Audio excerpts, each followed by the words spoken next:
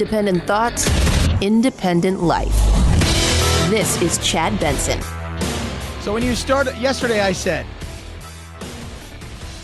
when they were going to do a Zoom call, I just said, I have a feeling it's going to be like when your grandparents, who, not the grandparents today who are like 65 and have grown up basically with, the last 25 years of technology, your grandparents who are 85, right? And they still have no idea how to work anything.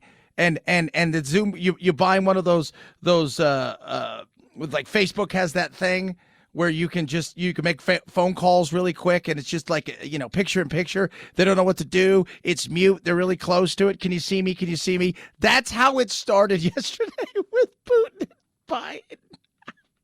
Hello. That was after they kept saying hello, and no one can hear you. And at first you're like, is Putin screwing with him? It's just like, hey, let's pretend that we can't hear him. He'll keep saying hello, hello. Hello. Добрый день. Good to see you again. Unfortunately, What? Huh? last time we didn't Wait. get to see one another at the G20. I hope next time we meet, we do it in person. К сожалению, не пришлось увидеться на... Yeah. What comes out of it? Well, we threatened them. That we did do. Now remember, Nord Stream 2 is very important to the Russians. The deal that the Biden administration and that Merkel and the Germans made about Nord Stream 2, about natural gas, about the pipeline, super important. Europe is worried that he's going to turn the spigot off rather than on, and they're going to be SOL, and it's going to get bad.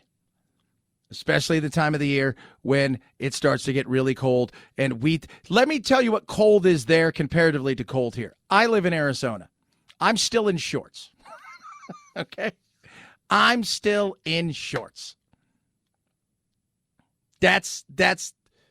We might drop down. We're supposed to get precipitation. Don't know what that is. I'm going to have to take out a book because I've heard about it. Something about something falling from the sky.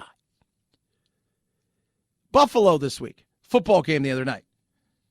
High of the day, I think, was 32, 23, wind gust, little snow flurries. Not even close. Buffalo will get there. But imagine a good portion of Europe is Buffalo. As far as parts of Europe. But in the weather. They're terrified of that. Let me tell you something. More people die from cold than extreme heat.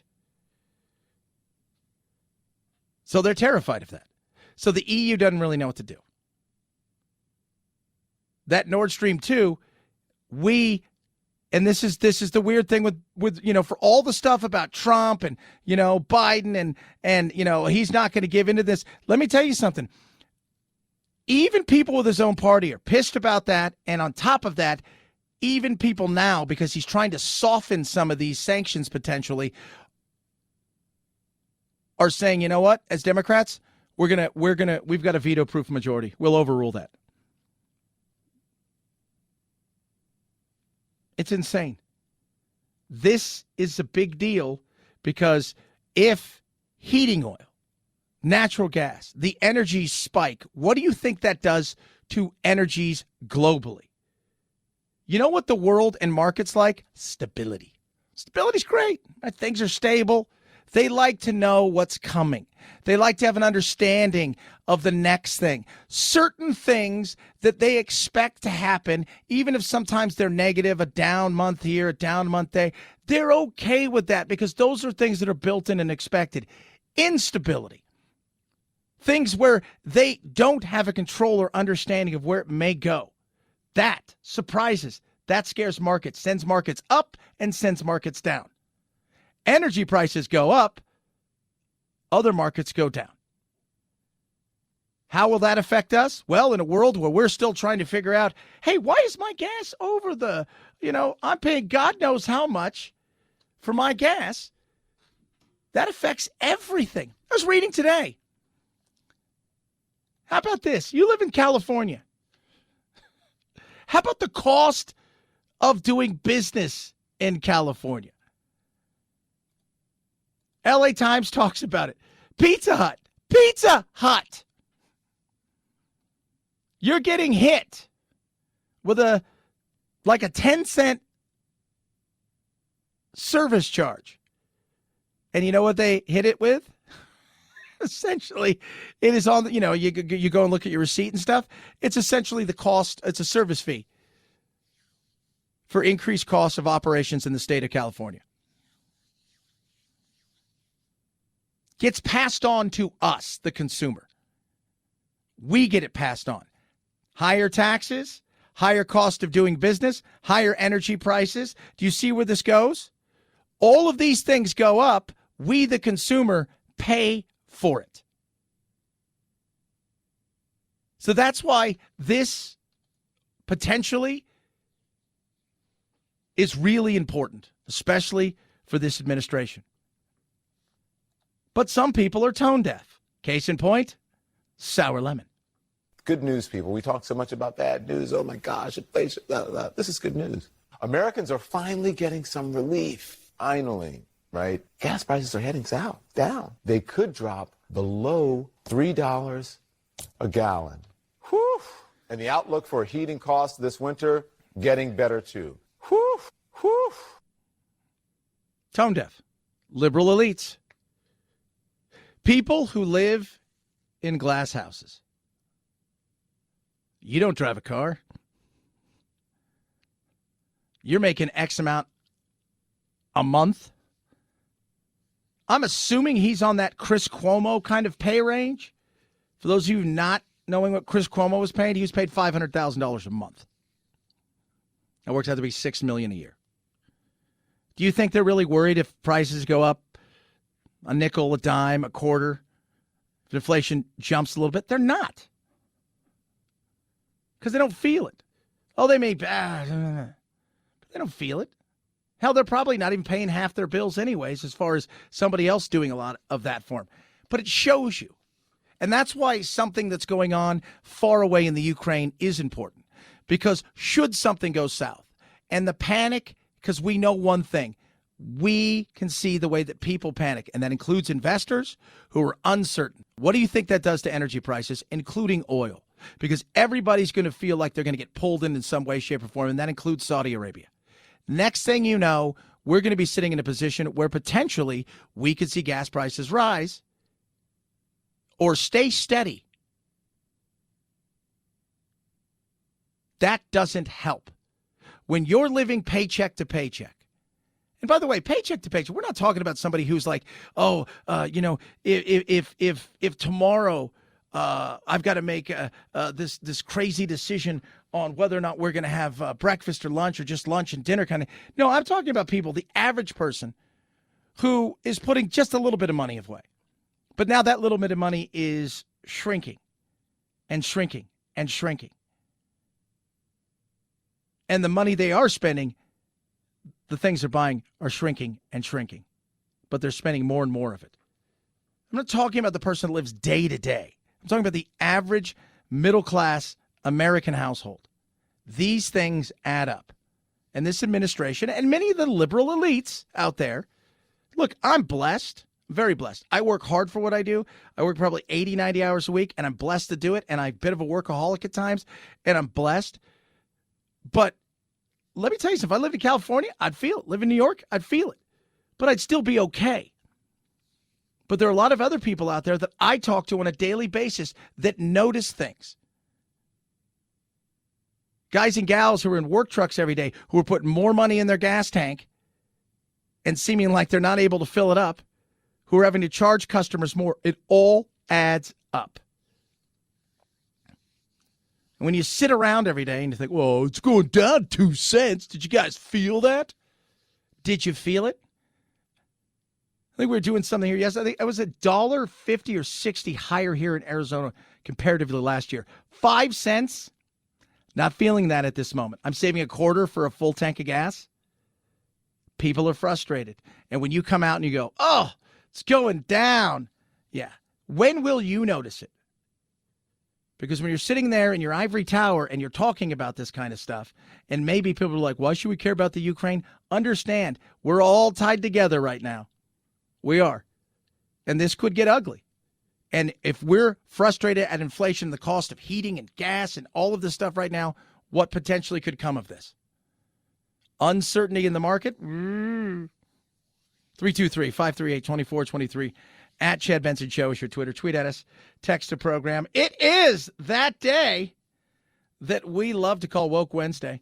Do some woke math stuff later because finally people have had enough. And by that, I mean professors and teachers. And they are speaking out. So I'm sure within days, they'll all be fired. Rough Greens makes any pet food better. ruffgreens.com/Chad. You go there right now. You're going to get a free bag of Rough Greens. All they ask you to do is cover the cost of shipping. Vitamins, minerals, probiotics, omega-3, 6, 9. All of this stuff goes into this incredible supplement, goes on top of your dog's food. And let me tell you something. It is incredible what it's done for my older dog, Doodle, but I also give it to my younger dogs. My younger dog, Red and Bowie, I've got two of them. I started them off right. They got tons of energy, and they're happy. And you know what? Both of them have no issues with their fur, and their skin, which is great because, sometimes I don't think people realize dogs can have allergies. And we wanted to make sure that they started everything off right. It is simple and easy to do. Sprinkle it on top of your dog's food. You don't have to do anything else. ruffgreens.com/Chad. Try it now. Free bag for you. Free bag for you. All you do is cover the cost of shipping. Or call 833-MyDog77. 833-MyDog77. Rough Greens makes any pet food better. Chad Benson Show.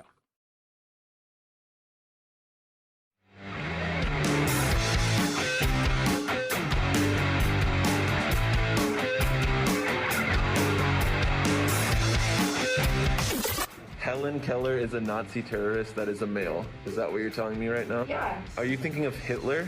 Who's Hitler? Vaccines work, but only the Chad Benson Show is 100% effective against stupidity. Do you know what D-Day is? D-Day. A person? A rapper? God, Karen, you are so stupid. Check us out on Facebook, Twitter, Instagram, and wherever you find your favorite woke-free podcasts. This is the Chad Benson Show. We are woke free. We'll talk some wokeness here because it is Woke Wednesday. Yesterday, did you have issues with Amazon? The company released a pretty jargony statement saying that there was an impairment on several network devices. The company did give a bit of a clarification later, saying that there was a service disruption and that it was working to quickly resolve this issue. There were signs that websites and apps were back up and running, but others were still really slow to come back online. Yeah, and I don't think people understand. Amazon basically is the internet. And I'm not just talking about buying stuff. The amount of servers and people that, they have all of this stuff where hosting servers, that they had issues yesterday. People were having issues everywhere. Heard about issues at Ticketmaster, people trying to get on and buy certain things and the pinwheel of death and all of that stuff. And at a time when, good God, we don't need that. It's holiday season. It's frustrating, obviously, for a lot of people. But it does show a few things. Once again, when something's that big, one little thing can cause massive issues. What this really shows us is how reliant we are on, frankly, a handful of companies to provide some of the most basic internet services. It really shows how vulnerable businesses and the overall economy is to cyber threats when we are so dependent on these big tech firms, especially for their online services. Yeah. So I don't think I think people just think that Amazon, they're just a website and they're, they service point A to point B, and they're not. There's so much more inside of Amazon, and that includes servers, hosting, etc., etc. Speaking of the interwebs, something's happening today on the Hill. Somebody's coming to testify. Instagram. On Capitol Hill today, senators will question Instagram CEO Adam Mosseri about Instagram's impact on the mental health of teenagers. It comes months after a former Facebook employee testified in front of the same Senate committee, telling lawmakers the company's own research shows its apps, like Instagram, can contribute to emotional problems among teens, especially among girls. The company saying in a statement, it is not accurate that leaked internal research demonstrates Instagram is toxic for teen girls. Yeah, they have some new features, apparently safety features, tell you it's time to get off Instagram, and that's what they're going to roll out. Do I blame it all on Instagram? No. Like everything else, it's a conduit. I'm giving you something. And here's what it is. It's this, and you can parade your life or your so-called life out there, and the world is a comparison. We had these issues long before social media. When I was a kid growing up, we had issues with anorexia. We had issues with, because no matter what anybody says, life's a comparison. We compare and contrast our life, somebody else's life. Some people take it to a much larger place in their life than the average person. But we've had those issues. It's not just because of Instagram. When they bring them up there, I'm like, what are they to do? Honestly. I mean, what's Instagram to do? Say, hey, pretty people, you guys can't post pictures anymore because people who aren't as pretty as you, they feel like they're going to, feel bad about themselves. Well, you shouldn't promote. I mean, I wonder, isn't that kind of a personal thing, right? Like, shouldn't mom and dad be more involved in that? We're asking them to solve problems about, teenage anorexia and depression and stuff because, well, why? Because people are sitting around looking at other people's lives and they're depressed because they don't have those things. Well, if you take it away, do you think that helps them? Curious. 323-538-2423 at Chad Benson Show is your Twitter. Finally, cooler, calmer heads are prevailing when it comes to things like math. It is Woke Wednesday. We do some woke stuff. And Latinx. What do people who are Hispanic think of Latinx? Little Woke Wednesday straight ahead, Chad Benson Show.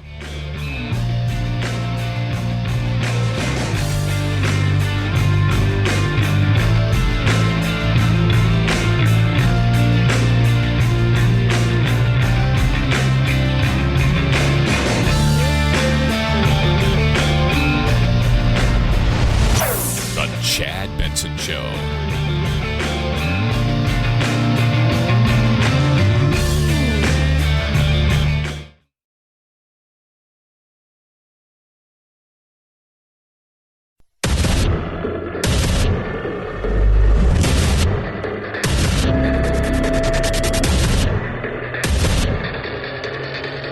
Independent thoughts, independent life. This is Chad Benson. Have you guys noticed anything? Not the Omicron? Not a lot going on. Remember 2 weeks ago? It was Omicron. Oh, my God. Thanksgiving. Oh, it's just here. It was Omicron. We died. Omicron. Oh, Omicron. Omicron. Oh, the cron is here. Well, maybe... Maybe not as dangerous as we thought. The World Health Organization says preliminary data does not show the Omicron variant is more severe than the Delta variant. That from WHO Emergencies Chief Dr. Mike Ryan. He says the data is leaning toward less severity of illness, but warns it's still too early to know for sure. Dr. Anthony Fauci agreeing Omicron needs more study. I would imagine it will take at least another couple of weeks before we have a good handle, and then a really good handle a few weeks thereafter. Fauci says Omicron is still highly transmissible, with vaccines and boosters offering the best protection. Yeah, now they're saying, look, Pfizer came out yesterday and said, look, here's the deal. Not great with two. How about a third? There's the new study from Pfizer. There's a new study last night from South Africa. Put the whole thing together. Here's what we're learning. 2 shots of the vaccine, probably not enough to prevent infections. Now, listen to what he said there. Probably not enough to prevent infections. To prevent infections. Doesn't mean if you have 2 shots and you catch the Omicron that it's going to be, especially if it's not, they're saying it may be even less viral than and dangerous than Alpha. And that's understandable. Eventually, Remember about viruses. Viruses' main goal is to what? To stay alive. Killing the host doesn't help it. That's not a win for a virus. A virus needs to stay alive. Staying alive. So think about that. So preventing you from catching it, 2, probably not enough, but you'll still probably be fine, because I haven't even read anywhere where anybody's died specifically because of this. Remember, still, people are going to die. That happens, by the way. That happens. People die. If getting to 0 for death is what your goal is, this is going to be a longer thing than you realize. Continue, Dr. Shah. We're seeing the data suggests drop-off in antibody levels and their ability to neutralize this new variant.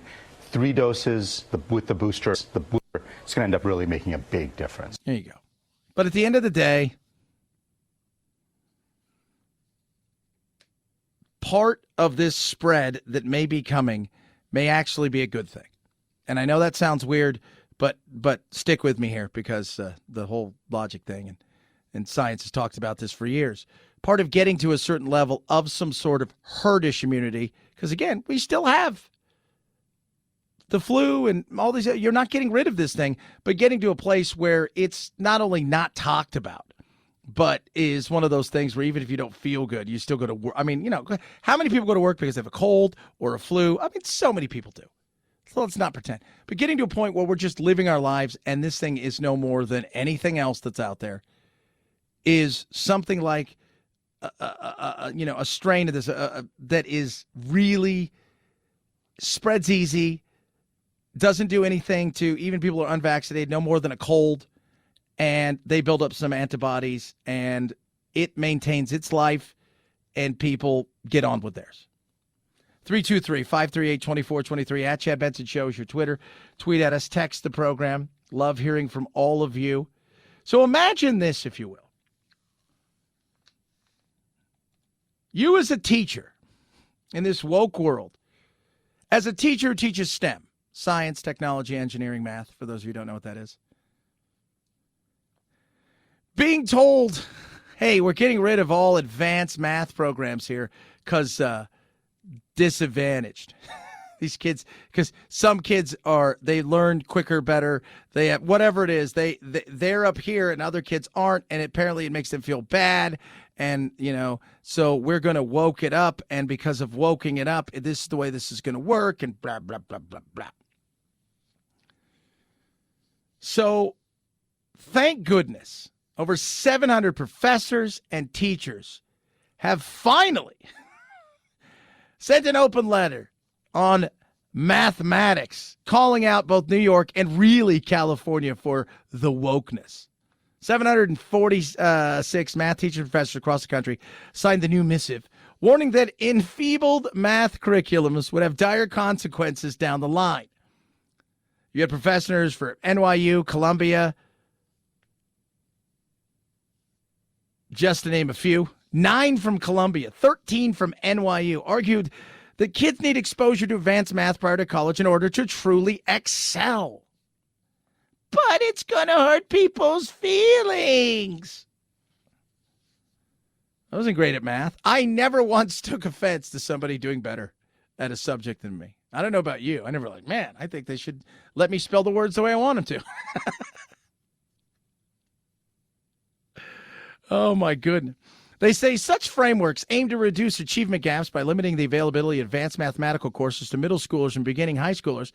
They also wrote, the current trend, while such reforms specifically seem successful at reducing disparities at the high school level, they're merely kicking the can to college. Translation, kids who are excelling, right? So, by the way, just because you as an individual may not score well in math doesn't mean you don't score well in other things. And math may not be you may not be going into science or technology or engineering or mathematics. You may be whatever it is that you're going to be, right? You're heading into the world of teaching. You're going to be an HR director. You're heading in a different kind of world. So you don't have to, you might not score well, But holding other kids back is stupid. And finally, people are what? People are calling it out. They're calling out. Last year, it was last year, I think it was, or maybe the year before, when even crazier wokeness and lunacy started, there was trending, was cancel STEM, was trending. And schools who have STEM were not only liking it and sharing it, they were also saying things like that. Think about that. In this want to please some group of people in such a way, they're willing to just, hey, let's destroy our world and let's just change rules. It's like when they changed the words.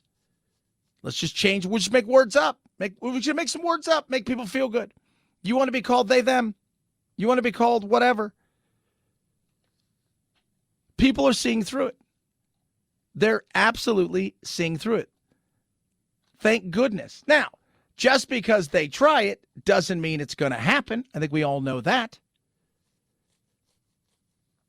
But how about this? Here's a perfect example of trying to fit everything in the box, make everybody feel good.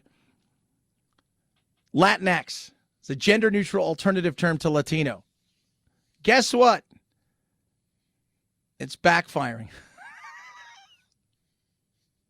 Because people see through the crap. They find it absolutely childish. They find it pandering. They don't even understand what most of it means. In my building here in Arizona, in the newsroom, I would say the majority of our female reporters are mostly Latin. Not Latinx.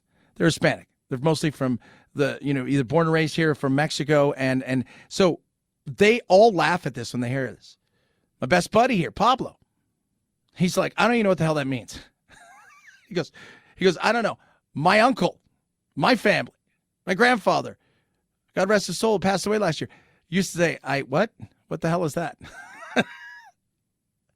They find it skeptical and pandering for people who use those terms. Think about that for a second. They're coming out saying, we don't like it. You know what they want to be called? Hispanics, fine. We're moving on with our lives. That's it. 71% say Hispanic. 17% say Latino, Latina. 2% Latinx. 9% something else. 1% no answer. Because they're like, what? What are you talking about? Again, when you change math, when you change words, when you allow somebody to go, hey, you know what? I want to be called a crowd. Because that's how many things I identify as. I want to be called a crowd. When you change math, no, Johnny, 2 + 2 is whatever you want it to be. It's an egg. Okay, fantastic. When you do this, you don't push things forward. You hold people back. You're cutting down the tree. You're not trying to grow the other trees. Wokeness doesn't work. It doesn't. And it is amazing. And I'm telling you guys right now, with the math, some of these math professors are going to get in super trouble for this. How dare you do this? A great article last week about a professor in, I think it was South Carolina, who's a theater professor, who told kids they should get thicker skin. And then the article, the headline was great. And then they showed him. And I'm like, yeah, they showed him essentially that he was right because they all freaked out. They proved his point. Whatever happened to go, you know what? I don't really care. This guy thinks you're an a-hole. Oh, okay. I don't. What? It's like, that's the insanity of which we live, where you can change math. We'll have some sort of new special math. We're going, no other thing in the world does this. Hey guys, Dave Chappelle's going to open, but this guy here who's awful, he's also a comedian. So we decided it's best that we just give them the same amount of time. Hey, Tom Brady, the backup quarterback, right? We're going to give him the same amount of snaps. You know how that works in sports and football? Snaps. This week, Tampa Bay, how many snaps do you think the other guy got compared to Tom Brady? If you said maybe 5%, you might be right, but the chances are, from what I understand, Tom doesn't like sharing. 323-538-2423 at Chad Benson Show's your Twitter. Tweet at us. Text the program. Love hearing from you. Calibrate. Talk about weight loss, extreme diets, insanity. Don't do that. Calibrate's going to help you, right? So it's FDA approved, and it's going to help you with the metabolic reset. Simple and easy. Promotes sustainable results. Little things that go a long way. And it's an FDA-approved medication paired with lifestyle changes. Sometimes you think, oh, the willpower, you don't need it, I mean, I think we get to a certain point where we're like, man, it's like I'm not eating a lot. What's going on? I'm even working out a little bit more. Sometimes you need a reset in your biology. Calibrate's earliest members lost an average of 14% of their body weight. You're going to get fully integrated program, one-on-one video coaching, in-app tracking. Community members like you are going to be chatting about everything, plus medical care, including a doctor visit with a video chat, Zoom, as all the kids are doing nowadays. And it's simple and easy. It's really is. And that's the beauty of it. You're not doing anything crazy. You're not throwing yourself into this weird world of you can have one radish and then a celery stalk and one tomato juice. No, it's not that. It's not about extremes. It's about truly taking this to a different level by making small changes that go a long way. Your weight doesn't reflect your willpower. Get back in control today. Get $50 off of the 1-year metabolic reset when you use promo code Chad at joincalibrate.com. It's $50 off when you use code Chad at joincalibrate.com. Joincalibrate.com. Use code Chad. Chad Benson Show.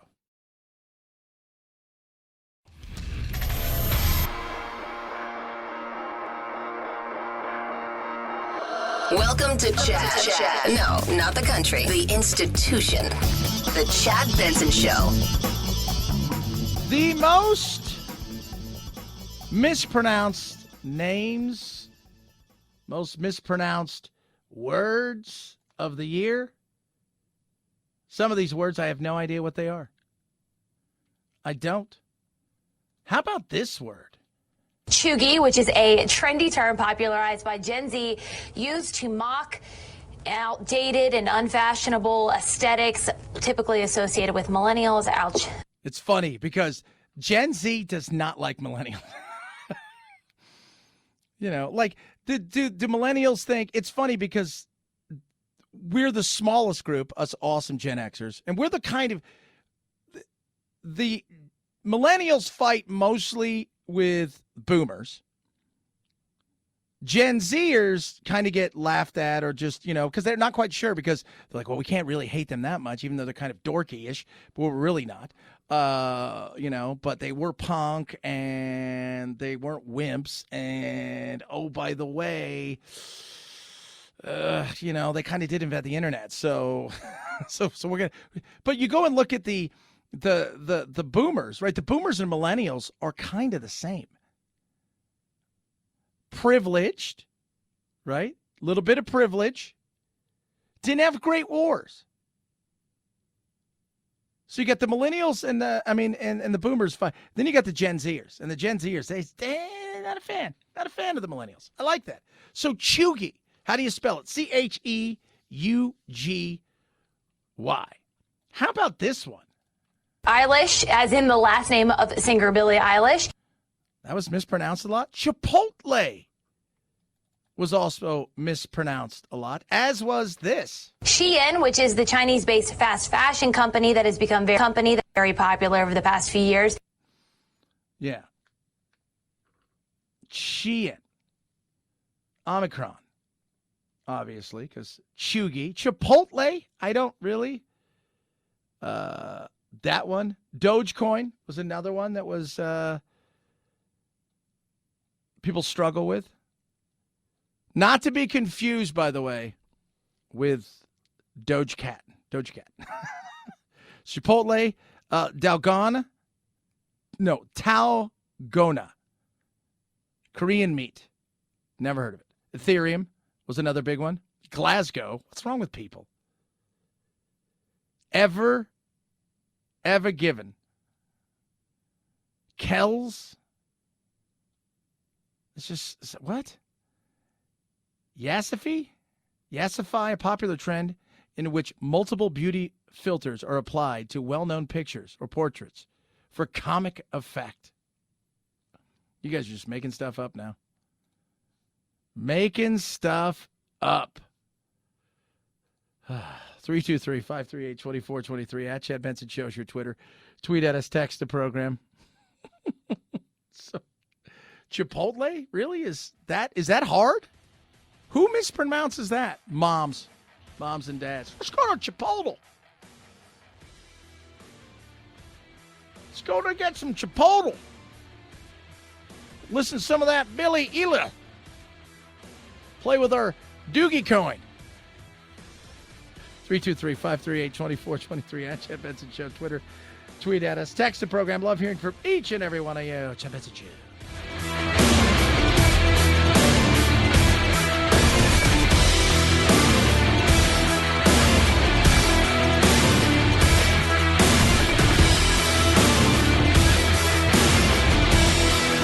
This is the Chad Benson Show.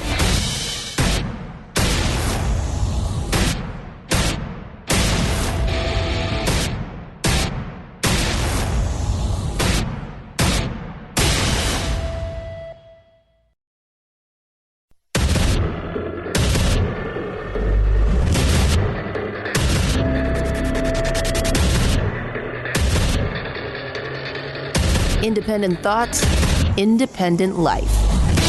This is Chad Benson. I was laughing yesterday. I don't know if you guys are aware of this, but the stay in Mexico. The stay in Mexico, remain in Mexico, is back in place. Here's the funny thing. It's a joke. So, sorry, I'm choking here. I was so excited. This is Doug Ducey. He is governor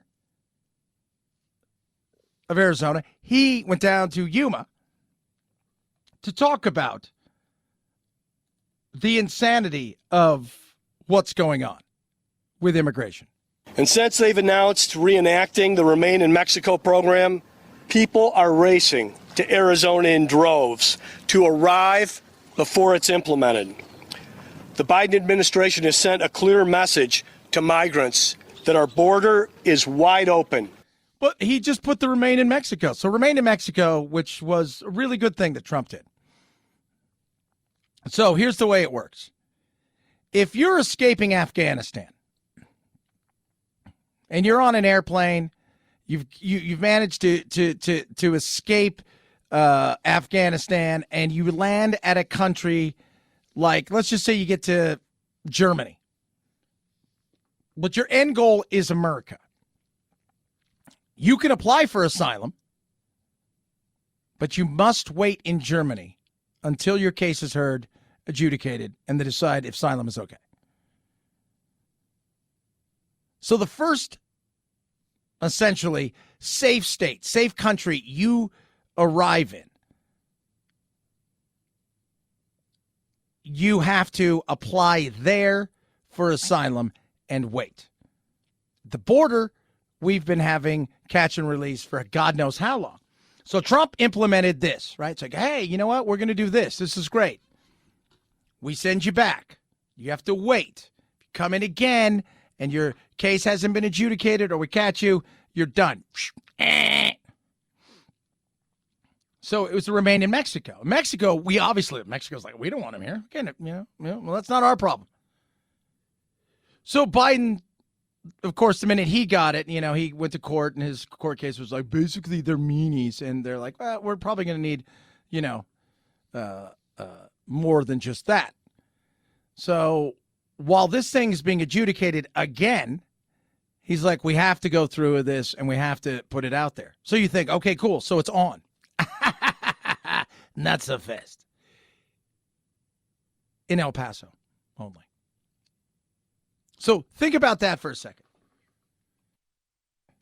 try to sneak into a Super Bowl, let's say. Right? But they're only checking tickets at one turnstile. That's it.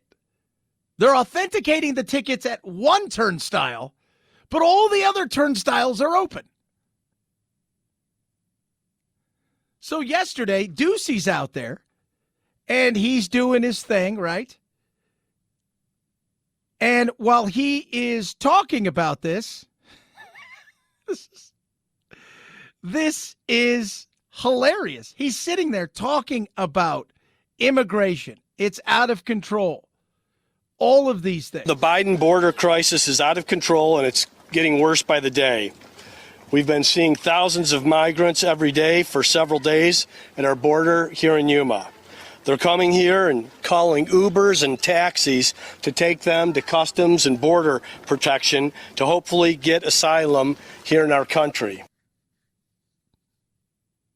As he's talking, 7 people walk across the border.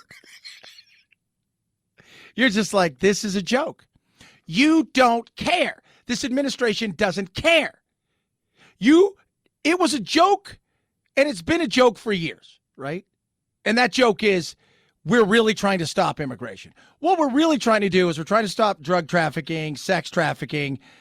We're not really making a super effort. The Republicans loved it because it was cheap labor, and the corporations loved it, and the Democrats loved it because they thought eventually we're going to get a whole swath of new voters. Who doesn't love it? I don't love it. We are the most open country on the planet when it comes to allowing people to migrate here. 1 million plus people a year. 1 million plus people a year. Could it be more? Yeah, it could. If we had the resources. We don't at this point in time. I'm not talking about the resources once you're in the country. The resources to adjudicate the asylum, to adjudicate the immigration. Could we do this in a way where it works and benefits us? 100%. But politics is not for benefiting the people and progress. It's for benefiting the politicians. And that's what we have here. Politics stands in the way of progress.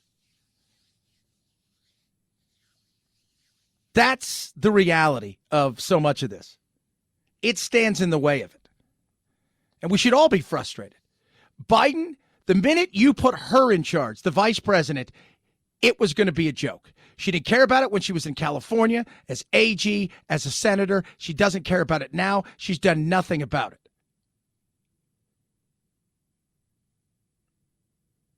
You're not serious at all.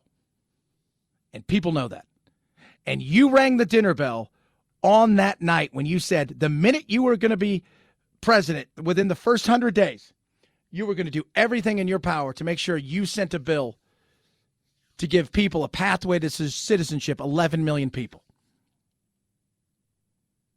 What do you think was going to happen? Washington, unfortunately, makes the rules of which states who live on the border have to deal with them. 323-538-2423 at Chad Benson Show is your Twitter. Tweet at us, text the program. All that being said, he is worried about one border, and he's right to do so. That border would be a border in Europe. The Ukraine, Russia. Ugh. In a high-stakes video call the White House described as direct and useful, President Biden warned Russian President Vladimir Putin not to invade Ukraine. Russian television releasing clips of the top of the call, which showed the presidents greeting each other. Hello. Good to see you again. Unfortunately, last time we didn't get to see one another at the G20. Yeah, he was really bummed about that. So what came out of this? It's a good question. What's going to happen out of this? Again, good question. Here's what Putin wants. And understandable. Let me tell you something. For all of the insanity that Putin is, and he is, like, I wouldn't drink a cup of coffee from him. First of all, I don't drink coffee. But, you get what I'm saying. The reality is if I'm Putin, Do I really want NATO next door to me? Any more than they already are? Directly next door to me? Russia's greatest defense has always been landmass. People think that the Germans came across, right? Operation Barbarossa. They came across, and then there was there were people, and they were going to fight. It took them days to get to anybody to really fight. It took hours and hours and hours and hours and hours. Ukraine's on the doorstep. Kiev's right there. So, yeah, go back to the Cuban Missile Crisis. Did we find it uncomfortable that the Soviets wanted to put missiles right there in Cuba? No, that was very uncomfortable. That's the way he feels, and it's great. You couple that with the fact of natural gas, pipelines, and being able to control the spigot and hold Europe hostage at time, totally get it. He's a dictator. He needs to rule with some power. He's not a dictator. He pretty much is. I think we all know that. Authoritarian leader that allows tons of freedom, doesn't rule his people by violence, but definitely his adversaries and his political enemies. All that being said, understandable, but what's he looking for? Because that's a lot of what this is, right? A lot of what the saber rattling always becomes is, what is it that you want? Well, we don't want these missiles here. Okay, you don't want these missiles here. Okay. Because he has the Nord Stream 2, and if Germany and us, who've agreed to allow him to have it, Biden administration, back in July, a lot of people said this was not a good thing to do because the spigot to Europe when it comes to natural gas and resources were going to be controlled by him even more. The chances of him holding hostage Europe was great, and we could stop that immediately. But what's it do from there? This is the battle that's going on. You got to find out, what are your real wants and what is it that he's afraid of? Obviously, he feels uncomfortable having those missiles there. Okay, so what do we go about doing? How do we solve the problem? And is this guy the guy to do it? President Putin is a wolf. I think he thinks that President Biden is weak, that President Biden is a sheep in sheep's clothing, particularly after Afghanistan. And weakness invites the wolves. I think President Biden needs to call President Putin back and say, look, if you invade Ukraine, Ukraine's going to fight back. We're going to put the full force of the United States behind them in terms of arming them, and we're going to ask all of our allies to make sure they're properly armed too. Yeah. And that's a huge thing. That's a massive, massive, massive thing. We're going to get deeper into Nord Stream 2, what this means. But this is big because it has wide-sweeping ramifications potentially for energy markets, which could see our prices, which are already high, rise higher. And in a time of inflation, all of it doesn't trickle down. Now it's no longer trickle-down inflation. It's going to become a tsunami. And we don't want that or need that. 323-538-2423 at Chad Benson Show's your Twitter. Tweet at us, text the program. Love hearing from every single one of you. A lot to get to. A little what's trending straight ahead. MyPillow has zero issues when it comes to supply chain.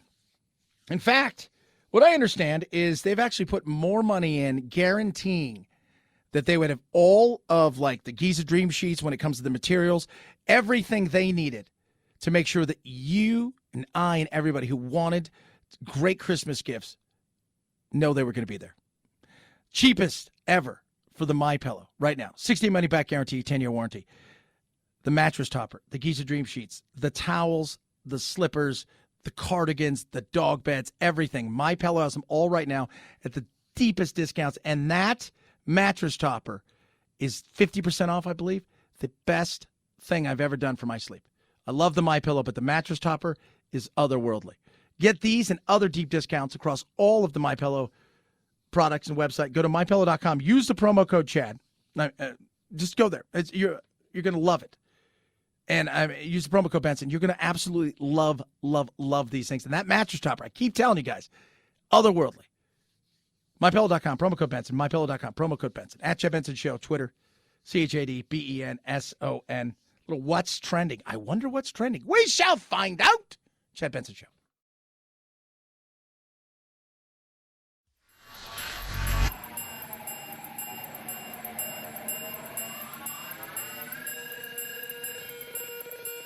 Set Chad straight. Text the show, 323-538-2423. That's 323-538-CHAD. Someone has to do it. Might as well be you. The Chad Benson Show. That is us, and we do it every day, kids. We like to get you trending. 5, 4, 3, 2, 1, 0, ignition, liftoff. Now it's time to find out what's trending. What's trending? Yeah, what does that mean? I mean something, right? Like it's trending on the old internet. What's trending? Let's find out what's trending on the old interwebs. Viagra. Why is that? Because Alzheimer's disease. Wait, what? Alzheimer's. It is an interesting study, has now provided biological and population-based evidence to support the idea that the drug may prevent and treat the disease. That's right.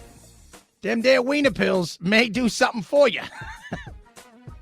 Dad remembers everything, but you know what's going on. We just can't take him out to dinner anymore. Thank God he doesn't have Ballsheimer's.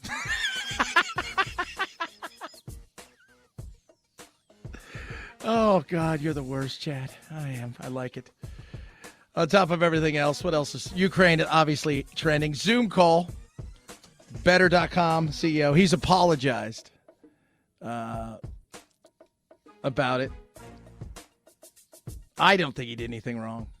He's apologized about it.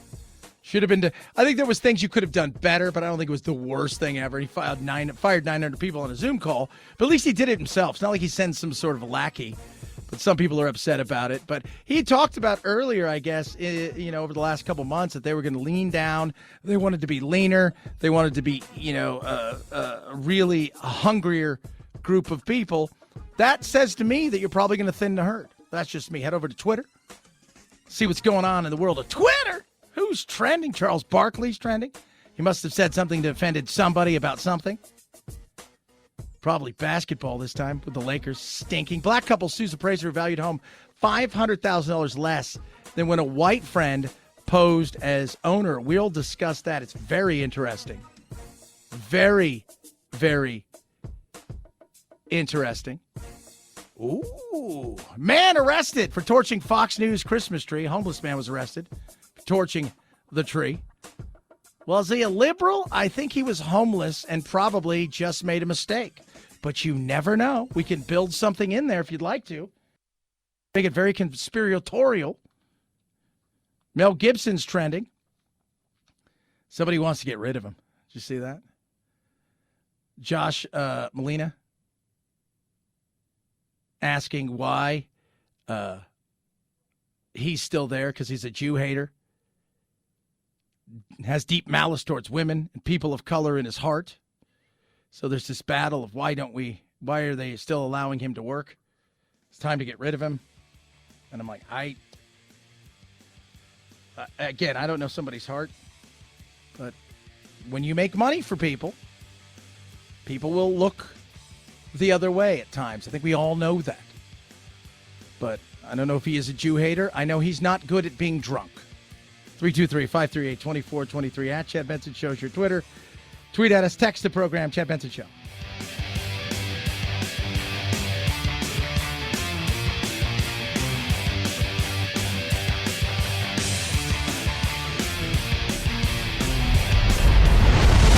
The Chad Benson Show.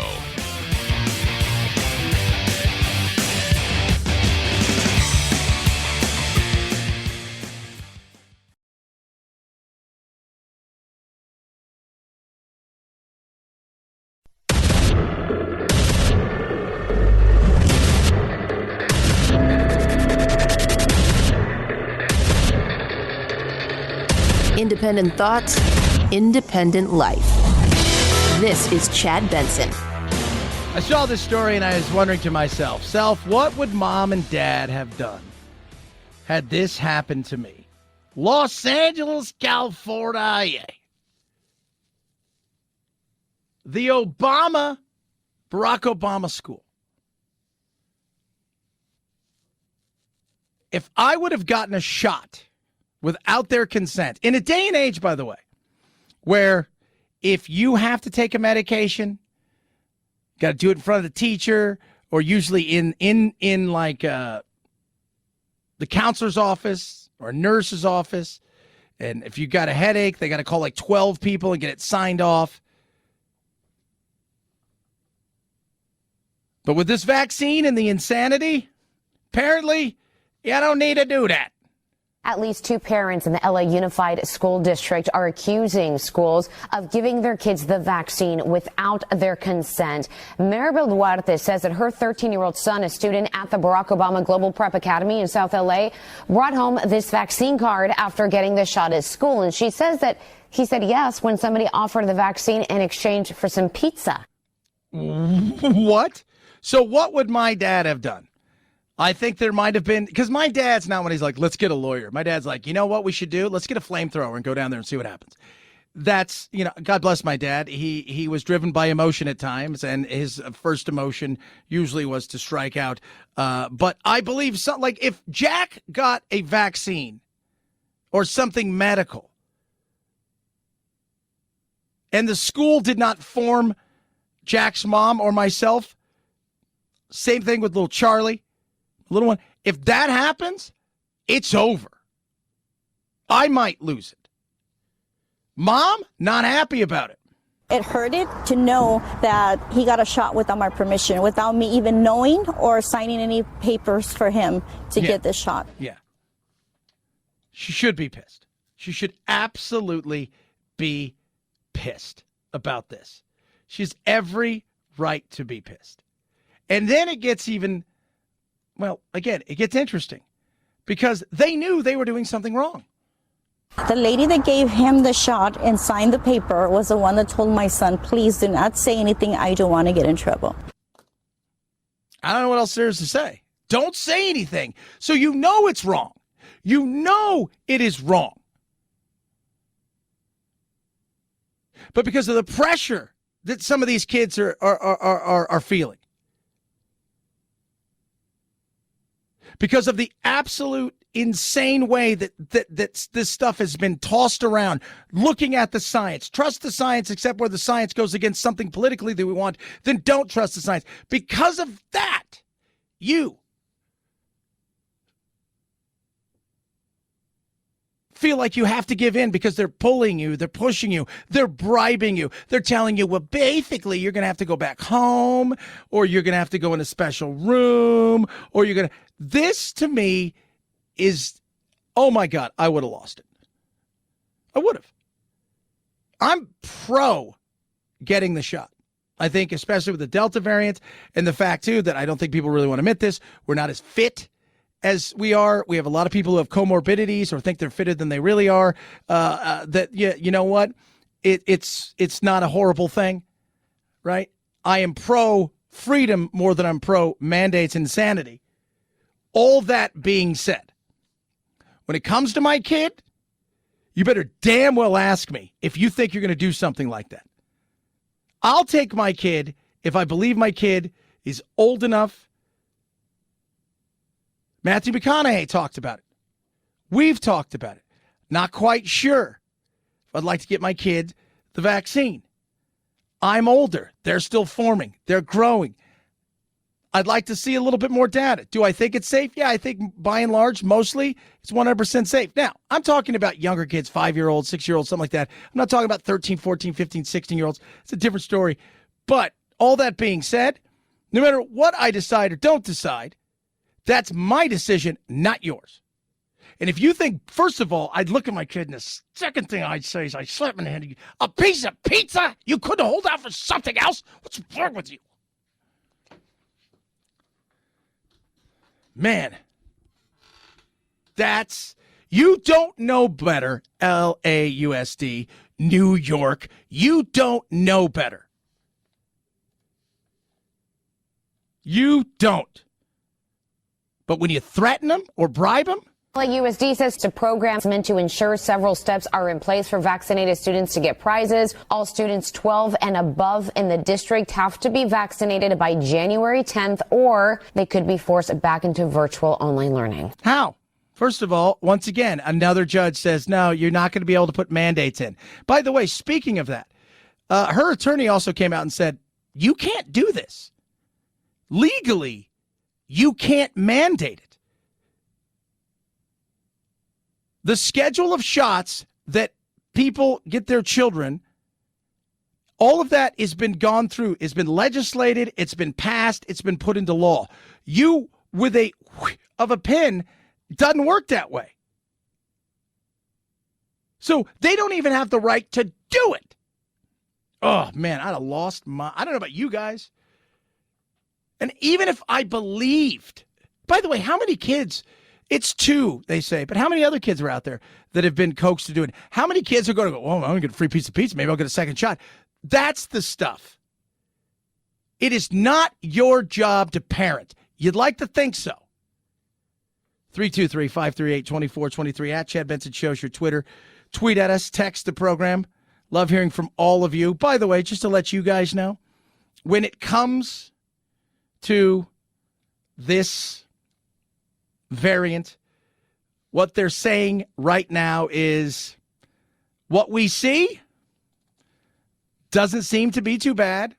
3 shots, I mean a booster, probably gets you the best protection. There's the new study from Pfizer. There's a new study last night from South Africa. Put the whole thing together. Here's what we're learning. 2 shots of the vaccine, probably not enough to prevent infections. We're seeing the data suggests drop off in antibody levels and their ability to neutralize this new variant.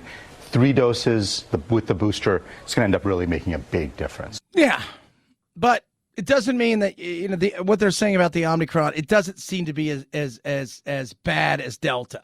But it appears that with the cases that are seen, we are not seeing a very severe profile of disease. In fact, it might be, and I underscore might, be less severe, as shown by the ratio of hospitalizations per number of new cases. Yeah, and that's what they're looking at in South Africa.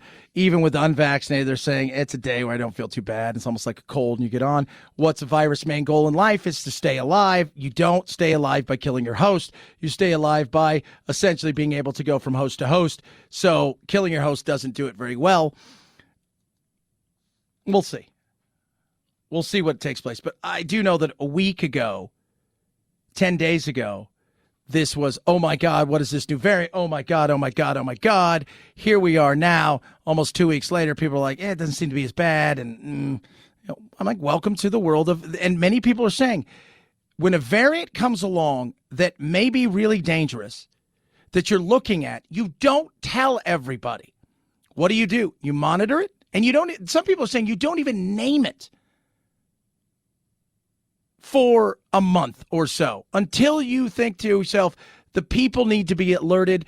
We need to actually talk about this thing. But the media, and again, I'm not blaming all scientists for this because their job is to tell you, yeah, we're looking at this, we're looking at that. The media flipped out about it. They need something to do. There's something to talk to. They need something to talk about. Right? Trump's gone. Evil's gone. Nothing to talk about. Biden's not very exciting. Ooh. 323-538-2423 at Chad Benson Show is your Twitter. Tweet at us. Text the program. Love hearing from every single one of you. I do. Build back better. Are we going to build back better? What do people think of build back better? Elon Musk. Say tomorrow you get a phone call from Joe Biden and he says... I think that's unlikely, but sure. Okay, you know, he just gives you a call and he says, you know, I haven't been talking a lot about Tesla lately, but what do you need from this bill? What do you answer him? I mean, to be totally frank, I don't know if we... At least no one at Tesla has actually brought up whether they care about this bill or not. I think if this bill happened or didn't happen, we don't think about it at all, really. Okay. Honestly, it might be better if the bill doesn't pass. Yeah. Joe Manchin's asking questions about that as well. looking at some of the taxes, the amount of money that we're printing. Because we've spent so much money, it's like the federal budget deficit is insane. It's like $3 trillion expenditures or $7 trillion. Federal revenue is $4 trillion. That's a $3 trillion difference. If this was a company, it'd be a $3 trillion loss. So I don't know if we should be adding to that loss. That seems pretty crazy. Something's got to give. You can't just spend $3 trillion more than you earn every year and don't expect something bad to happen. I think, this is not good. No, it's not. But, Republicans have been just as guilty as Democrats in overspending. We passed yet another CR, and we got it. We pushed another thing through, and we're all clapping, and we don't ever balance the budget. We don't ever get a budget passed that's worth the damn. We're falling further and further behind. We're printing more and more money. I mean, there's a lot that goes into this. That's more than just that. And then when you start to look at the pork, by the way, the $1.2 trillion all the way up till this debacle they're rolling out there, they're saying you guys aren't even looking at the real cost of this. Say it's $2 trillion at the end of the day, 1.8. Some people are saying as high as $5 million, $6 trillion, $7 trillion, when all is said and done. Because nothing ever costs what it's supposed to. It goes back again to we've got a government that is overspending, inflation is on the rise. You've got issues across the world with energy, one of which might be a conflict in the Ukraine, which isn't going to help energy prices. Not to mention all of the other stuff, Omicron and all of this stuff. This is not a good situation. And the thought process of rolling out something else, money-wise at this point in time, that's going to add taxes into places that we don't need. And, but tax cuts for Trump. I said last week, it was reported nowhere. According to the Hill, and pretty reliable, when they went and they said, look, we went and we checked IRS tax records. And yes, Trump's tax cuts actually helped the middle class. Nobody else talked about it. They benefited the most. Now, down the road, it might change a little bit. But by the time this tax cuts from Trump, they're already talking about repealing them. You never figured out what it would have been in the long term. Now we're going to print more money. All of it adds up. Somebody's got to pay for it eventually. 323-538-2423 at Chad Benson shows your Twitter. Raycon best earbuds around. Period. Cash clears. End of story. Love my Raycons. Wear them. My good old buddy here bought a pair the other day for somebody. Not going to say who, but he knows her very well. He's like, dude, yeah. I'm telling you guys, holiday season, it's a perfect time to jump on these. Got 3 new sound profiles with the everyday earbuds that Ray J's come up with from Raycon. Pure mode, balance mode, bass mode, right? So depending on what it is you're looking for podcast listening to light listening to hip hop, EDM, whatever it is, you can absolutely figure exactly what you're looking for. 8 hours of playtime, 32 hours of battery life, 45-day happiness guarantee, built-in mic so you can take calls on a snap, and huge discounts right now. Go to buyraycon.com/Chad and unlock exclusive deals up to 30% off your Raycon order. Hurry, it's not going to last forever. Buyraycon.com/Chad. Free shipping, 45-day happiness guarantee. The best earbuds around. Great comfort, absolutely the best fit. You'll find nothing better. Buyraycon.com/Chad. Chad Benson Show.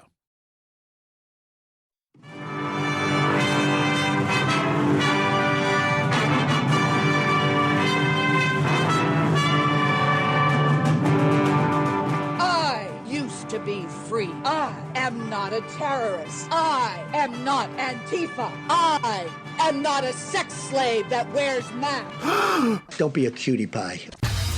Probably sit around and cook some soups and eat bread and desserts and just get all fat and sassy. You're ruining my life, man! Yeah, you haven't seen anything yet. You're listening to The Chad Benson Show. That is me.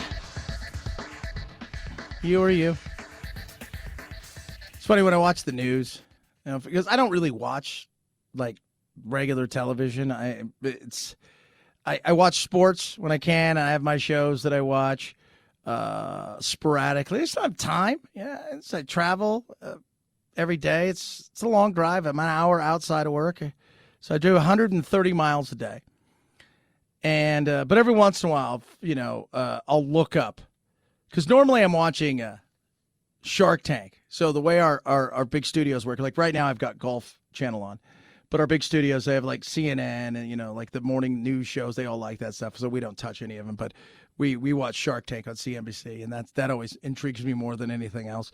But I'll look, and I always like to watch them arguing over, like, MSNBC's Fox will say says this, and then CNN's like, Fox says this, and then MSNBC's usually still trying to arrest Trump for something. And I'm like, man, do you have nothing else to talk? It's like nothing else to talk about. We have rising, inflation. We've got issues at the border. We've got, issues going on throughout Europe. Obviously, the coronavirus is still an issue. And I laugh. I'm like, man, you got nothing to talk about, though. It's like you argue with each other all day, and you use each other as like you've replaced Trump with each other. Like, I don't, what are you saying? Like, it's like, what, oh, MSNBC said this. Who cares?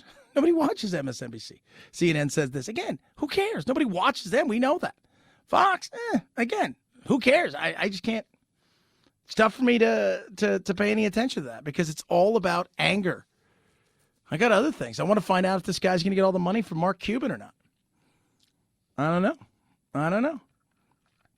You ever watch that show and think, which one do you want? Right? Like, which of, and, every year they got new people coming in, but there's usually the perfect person that you're like, okay, that person gets what I'm doing, right? You got Robert Hervach, Damian John, Barbara Corcoran, Kevin O'Leary, Mark Cuban, Lori Greyer, who's the blonde lady with the longer hair.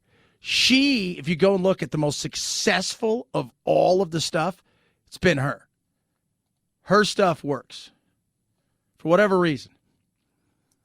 But most of these things, they don't work for anything. Because, again, you have a great idea. Doesn't mean the world's going to like it. But some of that stuff is taken off. 323-538-2423 at Chad Benson Show is your Twitter. Tweet at us. Text the program. Anthony and I talked about this yesterday. 4-day work week. Because Anthony's like, we'll never be there. But apparently progressives are pushing a 4-day work week. Could you do a 4-day work week? I think you can. Again, it shouldn't be about how many days you work. It should be like, here's what you need to get done. If it takes you 6 days, or if it takes you 4 days, or if it takes you 3, there you go. Different for people who have certain situations. Right? We're Monday through Friday. I can't get that done in 4 days. 323-538-2423 at Chad Benson Show is your Twitter. Tweet at us. Text the program. Love hearing from all of you. The good, the bad. Chad Benson Show. This is the Chad Benson Show.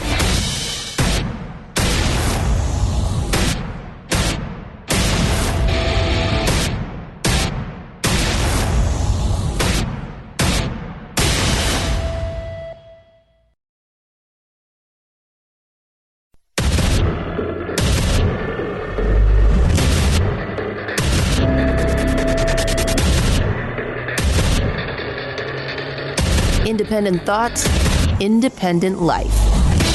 This is Chad Benson. So, the Pooter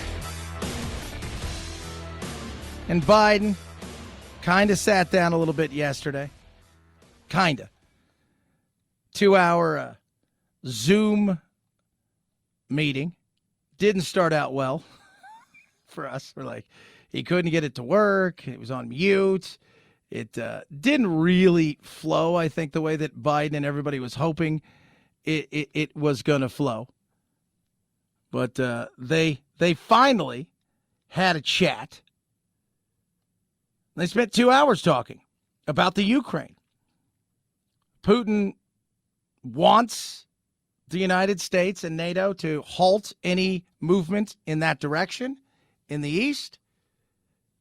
On the other side of things, you've got 175,000 soldiers massing at the border of the Ukraine. But did any of it work? National Security Advisor Jake Sullivan. As you all know, President Biden held a secure video call today with President Putin. The call covered a range of issues, but the main topic was Ukraine. President Biden was direct and straightforward with President Putin, as he always is. He reiterated America's support for Ukraine's sovereignty and territorial integrity. He told President Putin directly that if Russia further invades Ukraine, the United States and our European allies would respond with strong economic measures. And that's where we're at. Economic measures. Will that hurt? Of course it will. Here's the difference between, say, North Korea and Russia. Russia's economy is actually doing much better than it was a year ago. It's still not the greatest, but whose is at this moment in time. But compared to where it was, it's doing okay. North Korea, you couldn't tell them if they had the average person on the street, if they had a bad economy or good economy. They have whatever the dear leader says it is. That's it. So when something is to take place that could damage the economy, of which it's a freer market and people are able to do and invest and work, and that has ramifications. And one of those things is Nord Stream 2. Nord Stream 2, Biden, the Democrats worried about this in early summer, that the Germans and Biden administration essentially signed off, got rid of sanctions to Gazprom, who was going to build this giant, huge pipeline, natural gas, all of this stuff, but also knowing that you're putting in Europe's hands, in the Russia's hands, in Putin's hands, and a good portion of Europe's natural gas and energy, of which he would have control. Could we do something there? Needs to tell President Putin, look, I made a mistake. You know, I tried to be a nice guy and said I wouldn't sanction Nord Stream 2. I was wrong. Whether you invade or not, beginning tomorrow, I am going to sanction the living hell out of Nord Stream 2. Germany's going to be upset. We need to sanction Nord Stream 2 so President Putin knows we are serious. Why would Germany be upset? Well, again, this has to do with natural gas. It has to do with a lot of that stuff, and this would be a win for them. They really wanted this. This was something that, by the way, the guy before him, right? The guy before him, for all the, Trump was played like a fiddle. He didn't give in to this. He didn't give in to this. And this is a player, and there's a reason that he's doing what he's doing at the time that he's doing it. Understanding the fact that having control over that much natural gas and that which heats so much of Europe, and one of the reasons the EU is really not, you don't hear them talk about this, but this is the North Atlantic Treaty Organization, NATO, and the United States who are leading this. This is not so much of Europe because they're all afraid of the potential of anyone? The spigot being turned off. Prices going through the roof. You've got yourself into something. Now what are you going to do? And Nord Stream 2, that pipeline, is something that we could push back on. But now we're going to have some of our European allies pissed. Joe Biden surrendered to Putin, waived the sanctions that had worked. That is why we're facing the prospect of a Russian invasion on Ukraine. It is because of Biden's weakness. Let me tell you how that phone call should go. Biden should tell Putin the Nord Stream 2 pipeline is dead. It's a possibility. But you've already given it to it. And again, little things like this that many people, even Democrats in the summer, said, dude, don't do this. This is just don't. Well, now you've done it. Now you're holding this over, but you've also got the Germans involved now. This is becoming a nightmare, of which it is your doing. He's thinking of softening some of these sanctions. Well, even Democrats within the party are saying, you know what? We probably have enough to override any kind of veto that we put through if you're going to do some of this. You've caused a ton of this. How do you fix it? It's probably not going to be a fix. I think at this point in time, you've got to say, this is the path we're going to choose. We're going to have to stick to it. We've talked to Putin. Putin says he doesn't want us to expand east. He doesn't want missiles here. He wants none of these defense systems right here next to his country.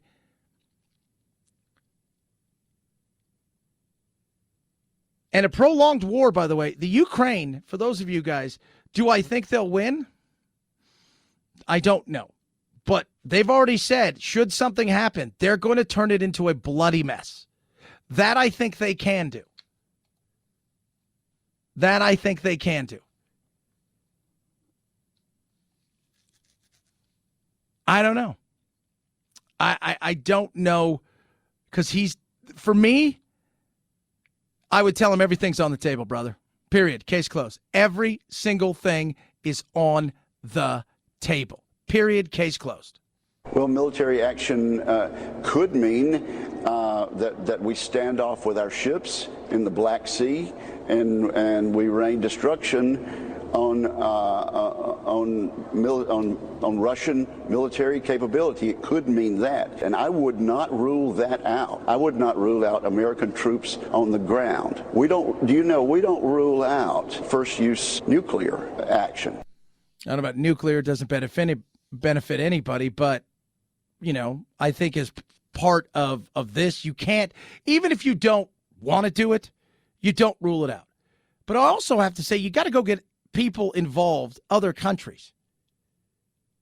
There's a movie coming out in the next couple weeks called Munich. And essentially, this is about Neville Chamberlain, who was prior prime minister before Churchill, and his appeasement of Hitler. And, coming back with a signed piece of paper and how excited he was, as if that thing was worth anything. At some point in time, you've got to call their bluff. And at some point in time, you've got to be willing to go through the things that may be uncomfortable. Nobody wants a war. Are we going to have boots on the ground? Probably not. Could we support them militarily? It's a possibility. But you don't take any of it off. And sanctions would have to be hard and big. And he's already talked about cutting some of those sanctions. We don't know if we want to go that deep. After Afghanistan and seeing what's going on right now, both Beijing and Moscow look and think that right now, this guy's not with it and he's weak. We'll find out. But a prolonged conflict with energy prices skyrocketing through the roof is not a win for any country or this administration, and not a win for us. 323-538-2423 at Chad Benson Shows your Twitter. Tweet at us, text the program. Love hearing from you. And how does that affect us? Well, think about energy prices going up. But don't worry, though, because as sour, dour Don Lemon likes to point out, that's all getting good. Good news, people. We talk so much about bad news. Oh, my gosh. Inflation. This is good news. Americans are finally getting some relief. Finally, right? Gas prices are heading south, down. They could drop below $3 a gallon. Whew. And the outlook for heating costs this winter getting better, too. Whew. Whew. Spoken by somebody who isn't going to go through it, who it doesn't affect. The average person who's living paycheck to paycheck. And again, when we talk about that, it doesn't mean that you're not saving anything. It doesn't mean you don't have money putting away in a 401k or that you're skipping meals and only feeding your kids. But talking about people that you know what, some stuff it is tough. Instead of paying more on one credit card, they're paying the minimums now. Instead of getting certain things for groceries, they're cutting back on certain stuff. That's what I'm talking about. Everybody feels it. The difference is you look and you go, oh, it sucks and I'm paying $3.50 for gas or $4.50 for gas. But at the end of the day, you're getting in your car and you're driving away and you're not really, it's not eating you up. Some people are like that. It's not a big deal. For others, it's very big because it's not just the, it's under $3. Woo, heating price. We don't know what it's going to look like. It could collapse. Fantastic. Love that. Could stay up here. Remember, inflation was supposed to be gone by May, then by September, then by the end of this year, now hopefully by next year. You multiply the $3, Woo! By the way, I paid $3.67 today. I'd love $3 right now. Woo! But when you take the subway and you don't have a car and you make $6 million a year, it's easy to go, oh, this doesn't really affect. Things are good. People feel it, and they feel it at the grocery store because groceries just don't magically show up there. They've got to get there, and getting it there is getting more expensive and staying expensive. 323-538-2423 at Chad Benson Show is your Twitter. Tweet at us. Speaking of the grocery store, how about this? Omaha Steaks. Now, I love meat. I am a meat eater. I'm telling you guys, if you have somebody in your family, maybe it's even you, who loves to barbecue, who loves good food, and doesn't want to pay a ton for it, but wants the best, it's Omaha Steaks. Right now, the perfect gift package, they're doing something amazing. It's $99.99. Now, I got it all, right? So they gave me everything, 24 entrees. I only have a few Omaha Steak burgers left. Everything else is gone. It was gone in about 8 days. I mean, the kids loved it. You get jumbo franks, you get the Omaha Steak burgers, you get the bacon-wrapped fillets, all of these incredible things. Under $100. Think about that for a second. All of this stuff, 24 things, under $100.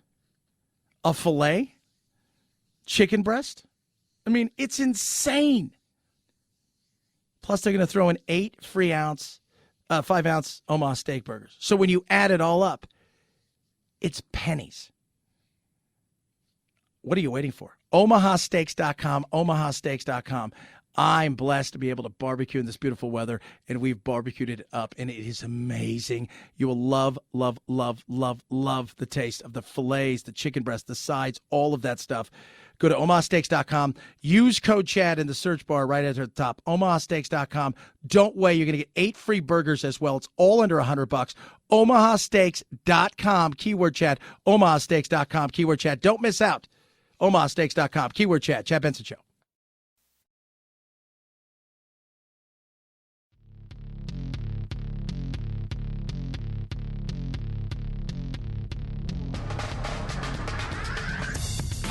Serving up talk radio medium rare and dripping with irony.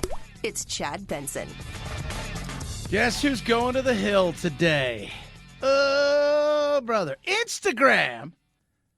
Now, Facebook's been there, and all the other peoples have been there, but Instagram's not really been there. And today's more of a focus about, well, you know, kids and you know, how depressed they are, in particular young girls. In a blog post Tuesday, Instagram CEO Adam Mosseri announcing new tools and features to keep young people even safer on Instagram. The features will allow parents to set time limits and see how much time their kids spend on the app. Parents can also be notified if their child reports someone to Instagram. But critics say the new features don't go far enough, comparing them to TikTok, where parents can lock a child's account. Now, parents should be involved. It's hard for me to blame, like, Instagram because kids are spending too much time on it. That's a hard thing. That shouldn't that be a parent that points that out and maybe says, you know what, we need to cut. Well, what, you know, give them the tools if they want to cut it off and this, that, and the other. But the reality, kids enjoy going there. Well, kids get depressed. They get depressed because they see other people doing things that maybe they want to do. They want to look like. Here's the reality of it. That's gone on forever. Now, back in our day, we had magazines. So, you know, women would see, you know, young girls would see women on magazines and they'd want to, you know, they'd want to come to that kind of attainment for the looks and stuff. And the reality is that's not, you know, not a reality. So much of it is gene-based. You know that. You work out hard. Do a lot of different stuff. Even at my fittest level, I never looked anything like David Beckham. I was fit. I was really fit. But this kind of stuff of depression and this, some of these things have gone on for so long. We're just bringing it into, you know, because the access is so easy. I find it tough To sit there and go, well, what are you going to say? You going to tell ugly people, not, hey, you guys can't, hey, Kardashians and Jenners, you guys can't post pictures or because it makes people feel bad, or hey, so-and-so. And again, I find it ridiculous, but this is the world we live in. So you got to bring him in and you got to go through the dog and pony show. And this isn't about censorship. This is about the fact that you're dealing with young kids. And what are you going to say? Well, you could tell people all day, well, you can't have this until you're 12 or 14 or 16, but it doesn't mean they're not going to figure out a way to get it. It goes back to parents being parents. That's it. And how many of you at school had kids that, maybe you looked up to, or they had other things, or, and that was, this is not a new phenomenon. It's not. And I don't know what Instagram's to do. Because if there wasn't an Instagram, there'd be something else. If there wasn't a TikTok, there'd be something else. 323-538-2423 at Chad Benson Show is your Twitter. Tweet at us, text the program. Little woke math. Speaking of wokeness, woke policies are not working when it comes to crime. We shall discuss. Chad Benson Show.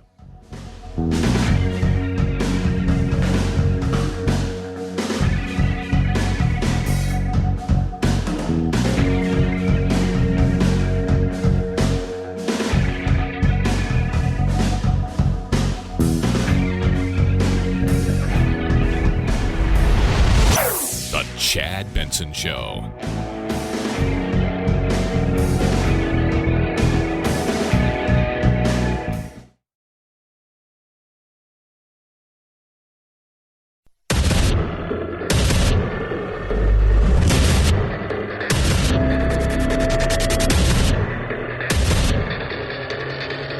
Independent thoughts, independent life. This is Chad Benson. Little Woke Wednesday. We love to do woke stuff.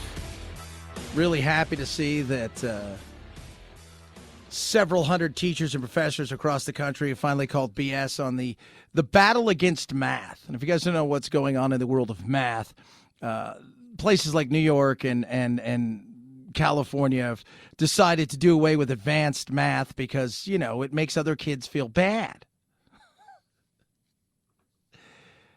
Because the kid's not good at math, so it makes him feel bad. Okay, well, we can work on him getting better at math or her better at math, but let's not penalize the kids that are good at math and have them wait for everybody else, right? Maybe they're not great at writing.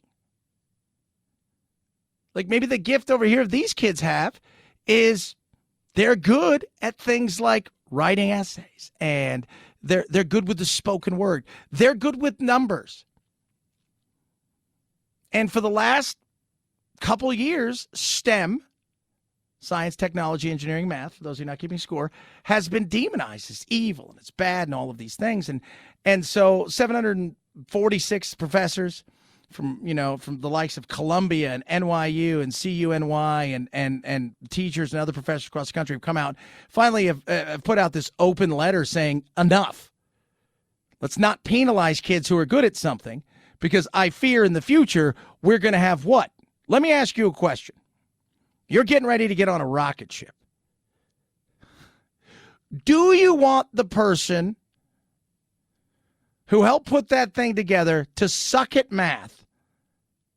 Or do you want them to be the best at what they do? Exactly. Let's not penalize. Can't do that. Can't. Because it's all about being soft. It's all about playing down, if you will. Case in point, look at crime. Crime across big cities is up. People are getting pissed and angry. Why? Because you have stupid, silly rules put in place by uber progressive, absolutely asinine prosecutors and DAs across the country who are getting rid of bail. And look, do I think that somebody who's got a few misdemeanors should sit in jail for days and weeks because they can't come up? No. But there's a difference between jobbing the system and somebody who you're trying to set out to help. What do we see in San Francisco? More and more crime. Who pays for that? You and I, because that's trickle down.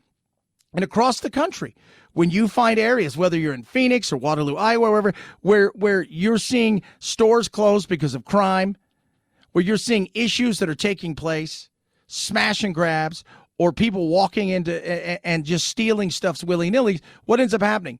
They make it more inconvenient for the customer, and it gets passed on to the customer, not only the inconvenience, but the cost. Case in point, San Francisco. How about we barricade stores? Customers say that they're noticing more security guards inside and outside this Safeway in the Castro, and now they're also seeing new security gates and barriers. This automatic gate closes after each person enters the store, and now these barricades make it harder for shoplifters to make a run for it. Safeway also added poles to its shopping carts to make it difficult to remove from the store. It's probably good that they did that because there was a really bad shoplifting problem almost every single time I came here. Nobody else you guys can find. Don't say anything, Chad. All right. Right? Yeah, so they got barricades. If you go to Europe, they have a lot of those barricades, those poles that they rise up out of the ground in certain areas, especially when there's places where there are like outdoor cafes and streets where they want to have those things. Where in the past, back in the day, bombers and things like that may drive vehicles. They want to be able to stop those things. They're doing that now at stores so you can't steal stuff because people understand now what they can get away with and what they can't get away with. Again, who suffers? Don't worry, though, because Jen Psaki and the powers that be understand it's not bad. DAs and soft on crime legislation. No. On the violent crime spike that we've been seeing, there have been smash and grab robberies. This is sort of similar to the crime spike that we saw over the summer, and one of the president's biggest pushes to address that was the DOJ strike teams. Since those strike forces were assembled in July, have they accomplished anything? We know that we've seen over the course of time, while we'll let other people determine what the cause and effect is, we know we've seen an increase in crime over the course of the pandemic. Okay, so it's the pandemic. Here we go. What the president's been focused on doing is working to ensure there's funding to support local cops, to support local jurisdictions. Are you saying that passing this spending plan would address crime then, in that way? Well, I'm saying that it passing the president's budget, which is something obviously we want to get to next year, has significant increase in funding to support police departments, support the fighting of crime, and a significant increase from former President Trump. I see.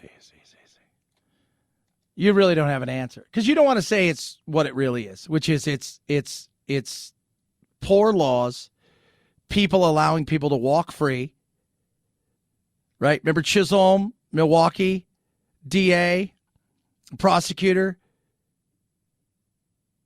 He even said when he's running for this, are people going to die because he gets rid of the no bail or they set bail at virtually nothing and there's a high risk assessment, a low risk assessment, but they don't fall any of those things? That guy gets out after running over his girlfriend previously with a rap sheet of 50 pages long. Then he plows over a bunch of people at a parade. Gets out on $1,000 bail. He ran over his girlfriend. What's the assessment? The highest is 6. What did he qualify for? A 6. What's the assessment for skipping bail? 4. Oh, we'll let him out. California, you've got Gascon and Chesa Bodine, who are both in the middle of recall fights basically right now because people are over it, because smash and grab is everywhere. But it's not just there. Look across the country. Places that are red states, they crack down a little harder. How many of these states go, you know what? We're over this. We don't need police. We're going to have the new woke world. We're going to have a woke police force. It's going to go out and we're going to be kinder and gentler. We're going to try to reason. They don't care who pays the price. You and I and everybody else. You and I and everybody else. Because it all cracks down on the customer and the law-abiding citizen, because you're placating people in some bizarre woke agenda by just telling him it's okay because it's out of necessity. We're not talking about a single father who's living in the car with their child and doing everything they possibly can and who stole a loaf of bread. We're talking about people that are going in there stealing everything they possibly can Or going in there brazenly enough with a calculator going, anything under 950 is a misdemeanor. They're not even going to call on that because they know nobody's going to come, and I can resell this thing in 2 seconds.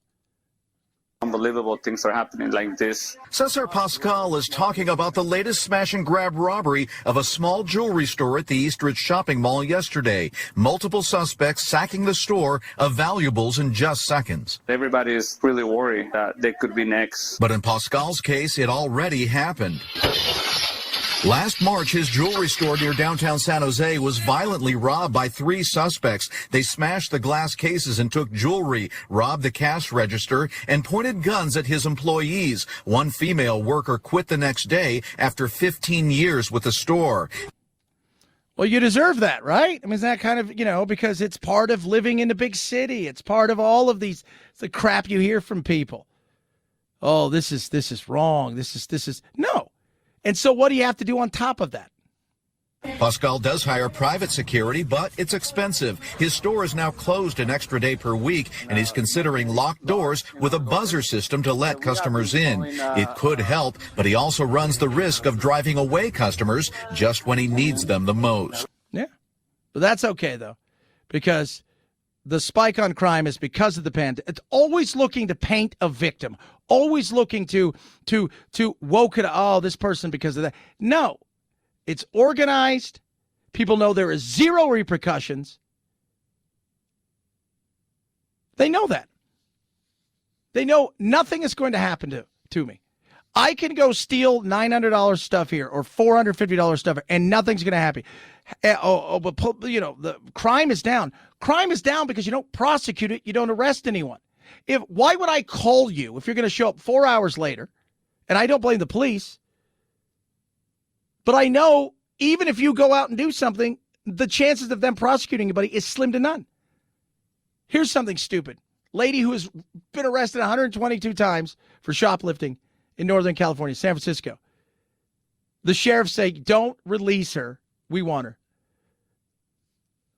The judge says, no, we're going to release her. She was arrested again. Oh, shocker. But when you have people who have these crazy ideas of no bail should be for somebody who, you know what, they made a mistake. This isn't their life. It's not somebody who is like, hey, these people are dangerous. These people are career criminals. Let's just keep turning them over. That's stupidity. That's asinine. That's what we're seeing more and more. There's no spike in crime. There's a spike in crime, especially violent crime. Especially violent crime. And we're seeing it now, smash and grabs everywhere. It's brazen. Watching somebody walk in there, just steal stuff. People were shocked when they saw that guy ride his bike into Walgreens in San Francisco, put all that stuff in a giant black trash bag and roll on out. Now they're watching people roll into places, smash as much as they can, grab as much as they can, bounce, knowing full well if they get caught, they'll be out within hours. They arrested 14 people for a smash and grab robbery at a Nordstrom's in Southern California. All of them were released without bail on their own recognizance within hours. San Jose has released 3 murderers without bail. 3. Not people who are stealing stuff. 3 murderers without bail. Think about that. 323-538-2423 at Chad Benson Show's your Twitter. Tweet at us. There's your wokeness, kids. Car Shield, 24/7 roadside assistance. As cars go longer and longer, and people need them to go longer and longer, you also know you run the risk with no warranty that if something goes wrong, you're going to have to cover that. That's where Car Shield comes in. Taking care of cover repairs never been easier, especially with Car Shield's administrators. Boom, they handle the paperwork, expensive payments, so you don't have to. Car Shield could help you save thousands. Thanks to my protection plan, help me with my electronics in my car, lickety-split, just like that. I get to choose the mechanic. Everything else gets taken care of. Plus, coast-to-coast roadside assistance, rental coverage, trip reimbursement, all at no additional charge. Whether your car has 5,000 or 150,000 miles on it, let me tell you something. They've got a plan and an option that fits your budget. Car Shield's helped over 1 million drivers. That's why they're America's #1 auto protection company. Car Shield is truly the best defense to save your wallet, to save your car, to save the headache that comes with cover repairs. So don't freak out. Get CarShield. Visit carshield.com/Benson today. Save 10%. It's carshield.com/Benson. A deductible may apply. Chad Benson Show.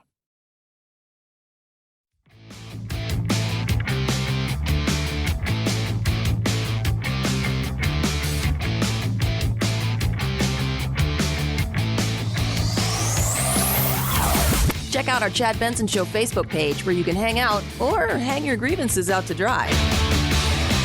This is Chad Benson. Hey, if you run a state that you have emergency powers to indefinitely, you survived a recall in which you should have, where your party outnumbers the other party by God knows how many, where you ignore your own orders to do whatever the hell you want to do. What do you do from there? Well, you write a children's book, and then you go on with Trevor Noah. I hate our education system that doesn't incentivize mistakes. It really is damaging beyond words. What we need is the creative. By the way, that's Gavin Newsom. Just listen to him. You can hear the schmug. I hate our education system that doesn't incentivize mistakes. It really is damaging beyond words. What we need is the creative. We need the innovative. If you don't make mistakes, you can't find a new way of doing things. In politics, I mean, we destroy people for making mistakes. Right. We do. And so as a consequence... Well, there's a difference, though, between, I think, destroying them and holding them accountable, right? You always got to find that balance. Because I don't think you've been destroyed. You're here and you're still the governor. Yeah. Some could say, your actions as French Laundry meant that now you were taken to task. And then the people voted for you. I mean, 30 points. So Yeah. clearly the people are like, all right, Governor Newsom, we're going to roll with you. Accountability is different. And again, I understand the destroying people. It's like they went after, like Al Franken got caught up in the Me Too. I don't think he should have ever resigned. Some of these people that, there's that punishment culture. Accountability is one thing, but I love when he's talking because he's got a book out about he's dyslexic and he talks about how it's the greatest thing that's ever happened to him and it's like his superpower and he's a buffoon. And he is. I'm sorry. You know what? Having come from California, I've seen the way California's been ruined for God knows how long. He is. He absolutely is. Well, he gets elected. He gets elected in a place where there is no race. It's a one-party place. So you're believing your own hype. You're like a boxer that has their first 12 or 13 opponents handpicked, of which their combined records like 62, 185 with 3 draws. And none of them have ever knocked anybody out of note. And then you go fight somebody else who might punch back. Well, right now in California, you're getting handpicked. And accountability is phenomenal. So he talks about, politicians get punished all the time. But I think there is a balance sometimes in terms of like destroying politicians versus holding them accountable because they have power over people's lives. 100%. And not only are you right, let me make a distinction about the point I was making because I didn't say it effectively enough. You need to hold us to a higher level of accountability because of our unique positions. Mm-hmm. We have not just formal authority, but we should have some moral authority. So I could not agree more. But I think about it in terms of policy, in terms of good intentions gone awry. Right. Not the failings. It's a bunch of crap. Part of that's you. If you don't really care about what other people think and you're willing to say some things and do some things and let the chips fall where they be when it comes to the voter, because you're more interested in finding solutions to problems than continuing to placate problems and continuing to profit off problems and continuing to keep problems alive, then that's a win. But if we want to talk about accountability, very few politicians are ever held, or anybody in government whatsoever, bureaucrats or anything, are ever held actually accountable. How many times have you seen somebody screw up? Case in point, the veterans scandal and mess. Nobody lost their job. Everybody just got moved around. How many times do we see that? In private sector, I have 20 businesses. I started as an entrepreneur, restaurants, hotel, wineries. I'm really proud of pen to paper myself. No inheritance, and all I did, I actually every month gave an award to the person who screwed up the most. Wow. We had a failure award. I wish I worked in your company. Never too late. But the reason you did this is to because incentivize initiative and responsibility. I like that. We're not victims. Be accountable. Yeah. Let's just settle down. I didn't have anything. I came from nothing. No, you came from a life of privilege. Just remember your pops was, right? And how They are super tight to the Getty Oil family. I came from nothing. Settle down again. My goodness me. 323-538-2423. At Chad Benson Show is your Twitter. We got you up over the hump. Do it again tomorrow. You guys have a blessed day. Night-night, Jack.